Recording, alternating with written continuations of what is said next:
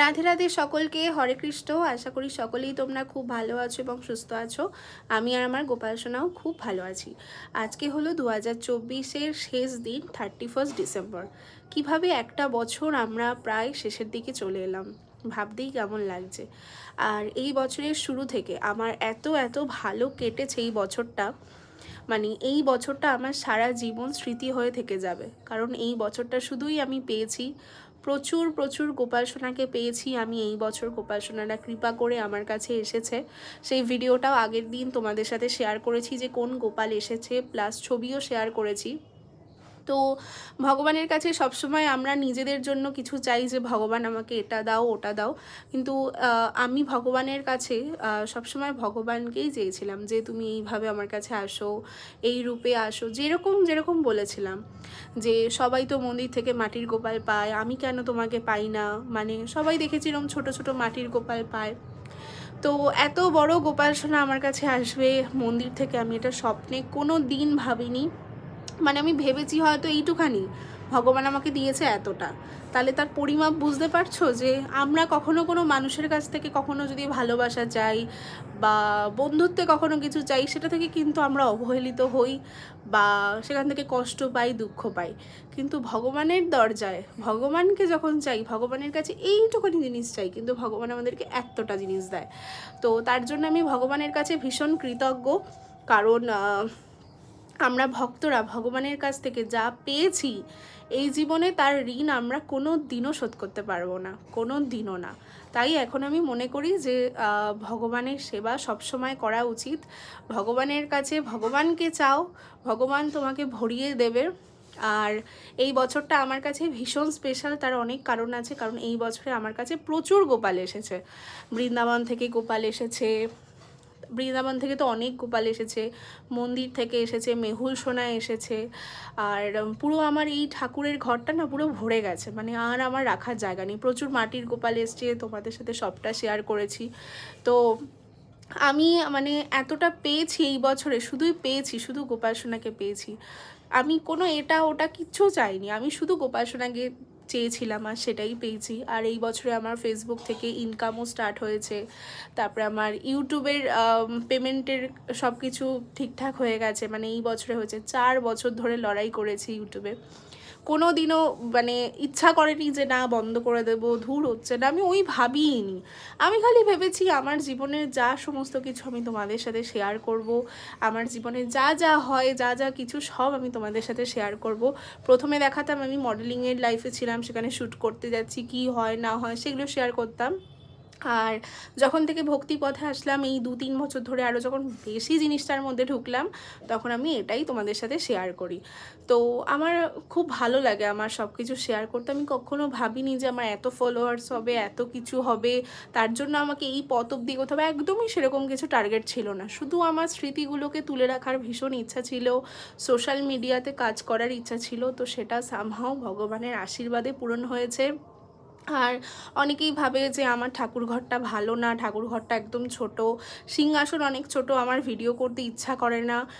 তোমরা আমার প্রথমের ভিডিও দেখেছো কি না জানি না, আমার প্রথমে একদম একটা সিংহাসন ছিল, সেটা আমাদেরও ছিল না, সেটা আমার ঠাম্মার সিংহাসন ছিল। তো ওই সিংহাসন থেকে তোমাদেরকে আজ এই গোপাল সোনার খাট অবধি আমি পৌঁছেছি, সেটা সবটা শেয়ার করেছি। তাই কখনো এটা মনে করবে না যে আমার কাছে ছোট সিংহাসন আছে, আমার লোককে দেখাতে ভালো লাগে না, লোকে কি ভাববে, লোকে কি ভাববে এটা কখনো ভাববে না। লোকে অনেকে অনেক কিছু ভাববে, কিন্তু তোমার জীবনের লড়াইটা তোমাকেই লড়তে হবে। তাই আমার সেই সিংহাসন থেকে আজ অবধি খাট হওয়া পর্যন্ত কিন্তু আমি তোমাদের সাথে সবটা শেয়ার করেছি। ভবিষ্যতেও যেটুকুনি হবে সব আমি শেয়ার করব।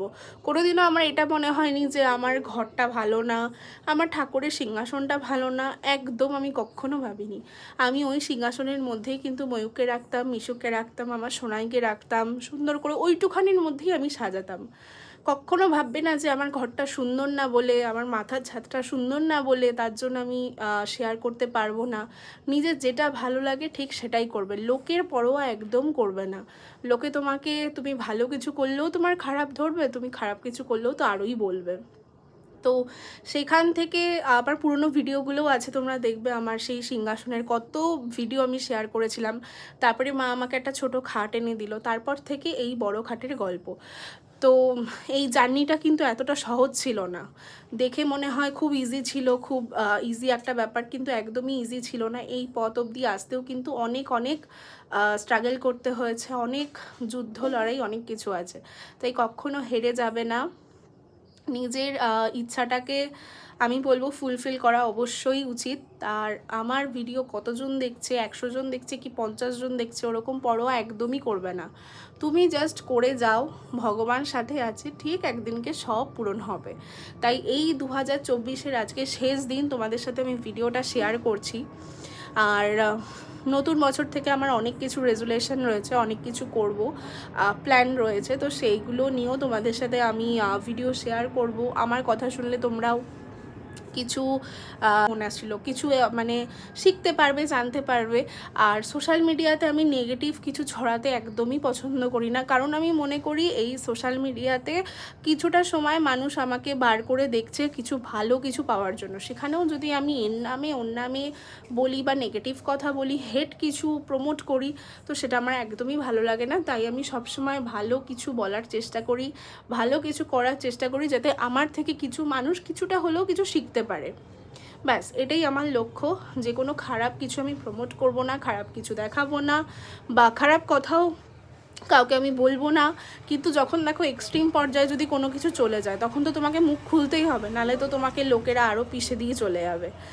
তো এই বছরটা তোমাদের কেমন কাটলো আমাকে অবশ্যই জানিও। আমার ভীষণ ভীষণ একটা ভালো বছর কেটেছে, কারণ এই বছরে প্রচুর ভগবান আমার কাছে এসেছে। আমি জানি না পরের বছর কী হতে চলেছে, বাট এই বছরটা আমাকে প্রচুর কিছু দিয়েছে, প্রচুর ভালোবাসা পেয়েছি ফেসবুক থেকে, ইউটিউব থেকে। অনেক ভক্তরা আমাদের বাড়িতে এসছে দেখা করতে, সবার সাথে খুব ভালো একটা সম্পর্ক তৈরি হয়েছে। পিকনিকও খুব ভালোভাবে হয়েছে, সামনেও পিকনিক আসছে। তো এইভাবেই আমি ভগবানের ভক্তিপথে এগিয়ে যেতে চাই। আর ভগবানের কাছে তো বললামই, একটু চাইবো সেটা ভগবান এতটা বড় করে সে এনে দেবে। এটা প্রত্যেকটা ভক্তের কাছেই কিন্তু তাই। তুমি মনে করবে যে আমি তো আনতে পারছি না, কি করে আনবো, ঠিক দেখবে কোথা থেকে কিভাবে টাকা জোগাড় হয়ে যাবে। তুমি জামাও কিনতে পারছো, গোপালও আনতে পারছো। তাই এটা সম্পূর্ণ ভগবানেরই লীলা, জানো তো। আমি মনে করি ভগবান নিজেরটা নিজে জোগাড় করে নেয়। তাই কখনো ভাববে না যে আমার ঠাকুর ঘরটা ছোট, ঠাকুর ঘরটা বাজে, আমি কিভাবে শেয়ার করব বা কী করব, একদম এসব কথা চিন্তা করবে না।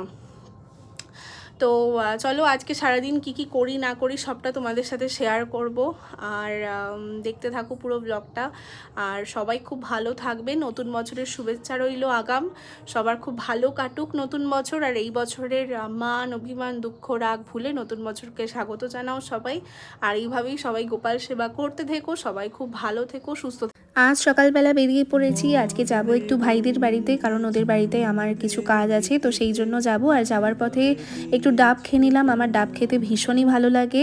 আর তারপরে গোপাল সোনাদের জন্য একটু রসগোল্লা নিয়ে নিলাম, কারণ গোপুসোনাও আছে ওদের বাড়িতে, গোপুসোনাকে দেখতে যাব। আর এই যে গোপুসোনাকে দেখো কত সুন্দর লাগছে, একদম শীতকালে সোয়েটার পরে ভীষণ মিষ্টি লাগছে। আর গোপুসোনার সাথে দেখা হয়ে যাওয়ার পরে আমার কিছু কাজ মেটানোর পরে আমি চলে এলাম বাড়িতে। আর আজকে সব জামা কাপড় গোপাল সোনাদের আমি চেঞ্জ করব, তাই সব জামা কাপড় দেখো বার করেছি। সবার জামা কাপড় আজকে নতুন পরাবো, কারণ 25শে ডিসেম্বর চেঞ্জ করেছিলাম, আবার আজকে সবাইকে নতুন পরাবো। আর তারপরে তো সামনে 1 জানুয়ারি আসছেই, তখন তো আবার সবাইকে পড়াবো। আর আজকে বিকেলবেলা চলে গেছিলাম একটা ইনভিটেশন বাড়িতে, ওখানে নেমন্তন্ন ছিল, তাই ওখানে এসে ভাবলাম একটু ভিডিও করি। অনেকদিন নিজের ছবিও তোলা হয় না। তোমরা অনেকেই বলো দিদি তুমি নিজের ছবি ছাড়ো না কেন, ভিডিও করো না কেন। তো এবারে আমি কথা দিচ্ছি আমি নিজের ছবি ভিডিও করব। আমি অনেক মানে কি বলবো, আমার ভালোই লাগে না এরকম আর কি হয়ে গেছে। তো এখানে এসে দেওয়ালে কিন্তু নিজের হাতে ওয়াল পেন্টিং এটা করেছে, যার বাড়িতে গিয়েছিলাম সে নিজের হাতে কিন্তু এটা দেওয়ালে এঁকেছে। আর এই বড় মার ছবিটা আমি দিয়েছিলাম, তো এখানে টানানো আছে, রোজ সেবা করে, দেখে বেশ আমার খুব ভালো লাগলো। আর তারপরেই চলে এসেছি বাড়িতে ঘুরে টুরে। আর আজকে তোমাদের সাথে দর্শন করাবো আমার গৌরাঙ্গীকে, কত সুন্দর লাগছে দেখো। তোমরা গৌরাঙ্গীকে চিনতে পারছো? দেখো ভীষণ মায়াবী লাগছে, আর কি যে সুন্দর লাগছে কি বলবো, মানে চোখ ফেরানোর দায়, এতটাই অপূর্ব সুন্দর লাগছে। আর ওকে তো মাথা দিয়ে কোনো জামা পরানো যায় না, কারণ একটা হাত নিচের সাথে পুরো অ্যাডজাস্ট করা রয়েছে, তাই জন্য যেরকম জামা কি গলা দিয়ে কোমর দিয়ে ওরকম জামা আমি পরাই। সত্যি আমার এই বছরটা এতটা ভালো কেটেছে যে এত গোপুসোনা আমার কাছে এসেছে, মানে আমি সত্যি মানে ভীষণ ব্লেসড ভগবানের কাছে যে এত ভগবান আমার কাছে এসেছে। আমি জানি না আগামী বছর কি হতে চলেছে। আর আজকে শেষ দিনে এই ভিডিওটা শেয়ার করার আমার ভীষণ ইচ্ছা ছিল তোমাদের সাথে। আমার ভীষণ আজকে মনটা ভালো লাগছে, এই বছরে শুধুই আমি ভগবানের কাছ থেকে পেয়েছি। তো আশা করি তোমাদেরও এই বছরটা ভালো কেটেছে। আর আমার গোপাল সোনাদের সাথে ভীষণ ভালো একটা বছর আমি কাটিয়েছি। আগামী বছরও নিশ্চয়ই অনেক গোপাল সোনা আমার কাছে আসবে। তো এইভাবেই সবাই আনন্দ থেকো, মজায় থেকো, সবসময় মা বাবা নিজের ফ্যামিলি বন্ধু বান্ধব সবাইকে নিয়ে খুব খুব ভালো থেকো। আবার দেখা হচ্ছে নতুন